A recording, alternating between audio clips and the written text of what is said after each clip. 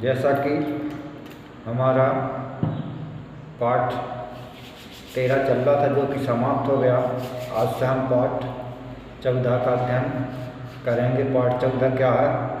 सफाई और स्वास्थ्य, है ना। पाठ 14 है सफाई और स्वास्थ्य। तो अपनी अपनी पुस्तक खोल लीजिए, देखिए, पढ़िए, समझिए। पेज नंबर 87, है ना। अमन स्कूल से वापस आया, उसने भोजन किया और फिर अपना होमवर्क करने बैठ गया। कहाँ से वापस आया अमन? स्कूल से वापस आया, है ना। उसने भोजन किया और फिर अपना होमवर्क करने बैठ गया। शाम को वह खेलने के लिए पार्क में चला गया। वहाँ वह शाम तक अपने दोस्तों के साथ खेलता रहा। वह रोज ऐसे ही करता, है ना। आज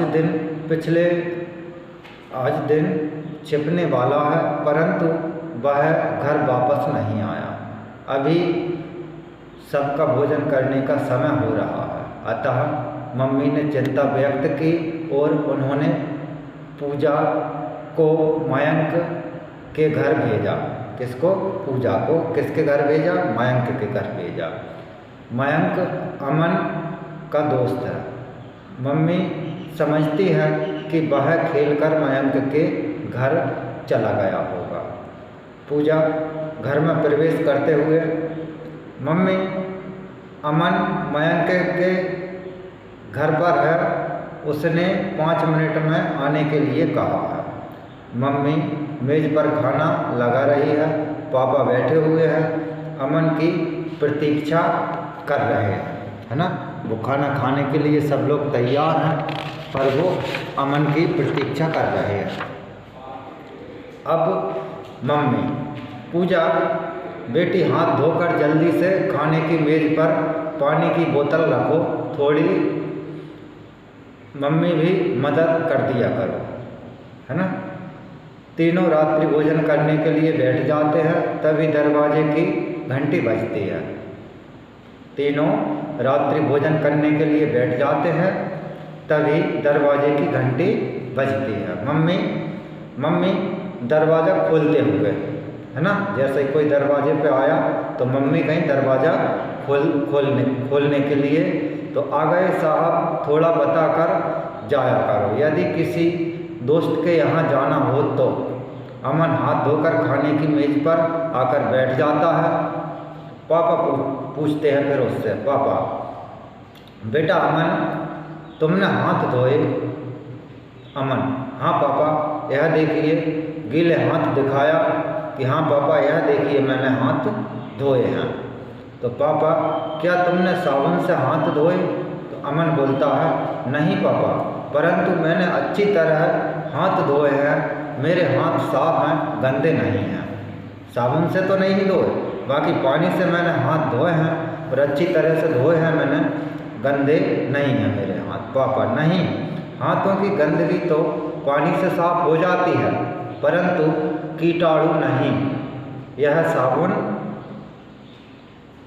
से हाथ धोने पर ही साफ होते हैं। जाओ साबुन से हाथ धोकर आओ। क्या कहा पापा ने? हाथों की गंदगी तो पानी से साफ हो जाती है। जो हाथों में जो गंदगी, धूल वगैरह, कीचड़ वगैरह लगी होती है, वो तो पानी से साफ हो जाती है, मगर जो हाथों में कीटाणु होते हैं वो पानी से साफ नहीं होते। साबुन, निरमा या ऐसे कोई चीज़ों से साफ होते हैं, जो हम हाथों में लगा कर हाथ साफ करना चाहिए। तो पूजा, मैंने भी हाथ पानी से ही धोए हैं, क्या फिर भी मेरे हाथों में मैल व कीटाणु लगे होंगे? पापा, हाँ, जाओ तुम भी साबुन से हाथ धोकर आओ। पूजा, चलो भैया चलो, अब से हम हर रोज़ खाना खाने से पहले साबुन से हाथ धोया करेंगे। क्या करेंगे? खाना खाने से पहले साबुन से हाथ धोया करेंगे। मम्मी, अमन, तुम बाहर धूल मिट्टी में खेल कर आए हो। पूजा भी घर से बाहर गई थी तुम्हें बुलाने के लिए। बाहर की हवा में ही धूल मिट्टी और कीटाणु होते हैं। इस बात का अब ध्यान रखना। दोनों बच्चे साबुन से हाथ धोकर वापस आ जाते हैं। पापा, देखो बच्चों, हाथों में चिपके छिपे हुए मैल में कीटाणु छिपे रहते हैं। यह एक प्रकार के अति सूक्ष्म कीटाणु होते हैं। अति सूक्ष्म क्या होता है? मतलब बिल्कुल दिखाई ना दें, किसी यंत्र की सहायता से जिसे देखा जा सके उसे अति सूक्ष्म कहते हैं। ये इतने छोटे होते हैं कि नंगी आंखों से इन्हें देखा नहीं जा सकता। पूजा, देखा नहीं जा सकता तो फिर इनके बारे में कैसे जाना जा सकता है? पापा, माइक्रोस्कोप से। यह छोटी से छोटी चीज़ को भी कई गुना बड़ी करके दिखाता है। इससे देखने से पता चलता है कि हमारे आसपास कितने छोटे छोटे धूल के कण व कीटाणु होते हैं।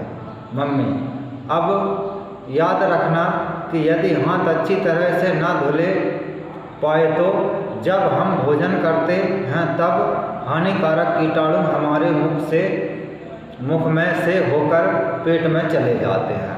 पेट की बीमारियां बैक्टीरिया से फैलती हैं। पेचिस, हैजा, टाइफाइड आदि बीमारियां घातक होती हैं। इसलिए हमेशा साबुन से हाथ धोकर भोजन करना चाहिए। आज का अध्यापन हमारा इधर ही समाप्त होता है।